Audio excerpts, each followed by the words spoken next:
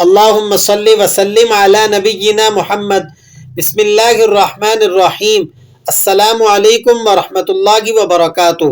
محترم سامعین، امید کرتا ہوں تمام قرآن کریم سیکھنے والے، محبت کرنے والے خیرت و عافیت سے ہوں گے۔ آج کا ہمارا ٹاپک ہے استعاذہ اور بسملہ۔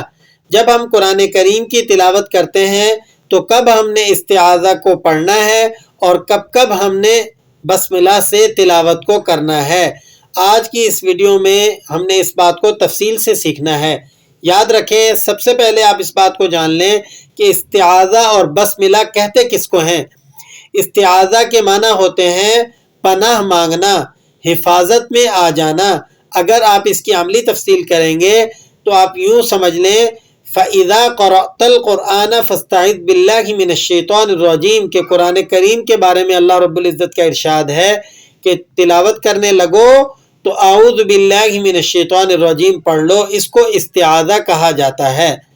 امید کرتا ہوں استعاذہ آپ کو اچھی طرح سے سمجھ میں آ گیا ہوگا۔ اب دوسری بات ہے بسملہ۔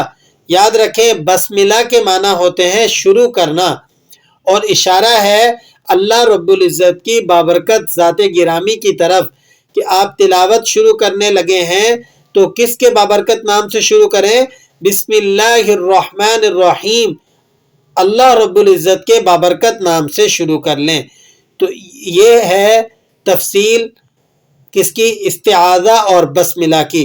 امید کرتا ہوں آپ کو استعاذہ اور بسملہ اچھی طرح سے سمجھ میں آ گئے ہوں گے۔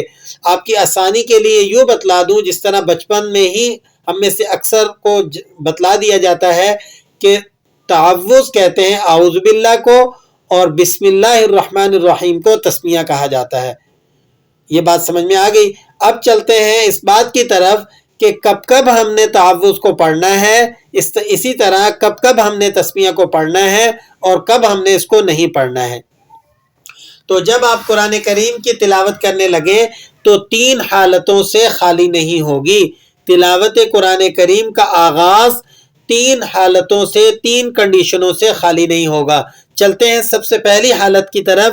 یاد رکھیں جب قرآن کریم کی تلاوت کرنے والا قاری تلاوت شروع کرے کسی سورت کی ابتدا سے، کسی سورت کو، کسی بھی سورت کو وہ پڑھنے لگا ہے، تلاوت شروع کرنے لگا ہے، اور اس کی تلاوت کا سٹارٹ، اس کی تلاوت کا آغاز ہو رہا ہے کسی سورت کے آغاز سے، تو اس صورت میں اس کو تسمیہ بھی پڑھنی ہے اور تعوذ بھی پڑھنا ہے، یعنی وہ استعاذہ بھی کرے گا اور بسملہ بھی کرے گا۔ ٹھیک ہے، یہ تھی پہلی کنڈیشن، پہلی صورت۔ اب چلتے ہیں دوسری صورت کی طرف۔ جب قاری تلاوت کرنے لگے کسی صورت کے درمیان سے، آپ کی تلاوت کا آغاز کسی صورت کی درمیان سے ہو رہا ہے، تو اس صورت میں آپ استعاذہ کریں گے اور بسملہ کو اوائڈ کر دیں گے۔ میں اس کی مثال آپ کو دوں گا۔ سورہ لیل آپ کی اسکرین پر موجود ہے، دیکھیں اگر آپ اس کو سورہ لیل کو درمیان سے پڑھنے لگے ہیں تو آپ کس طرح سے پڑھیں گے؟ اعوذ باللہ من الشیطان الرجیم وصدق بالحسنى فسنيسره لليسرى۔ یہ صورت ہر صورت کے لیے ہے، یہ قاعدہ ہر صورت کے لیے ہے۔ کسی بھی صورت کو آپ درمیان سے پڑھنے لگیں تو آپ نے اعوذ باللہ پڑھنا ہے اور بسم اللہ کو آپ چھوڑ سکتے ہیں۔ ٹھیک ہے، 2 صورتیں آپ کو سمجھ میں آ گئی۔ اب چلتے ہیں تیسری صورت کی طرف۔ تیسری کنڈیشن کیا ہے؟ کہ دوران تلاوت دوسری صورت شروع ہو جائے۔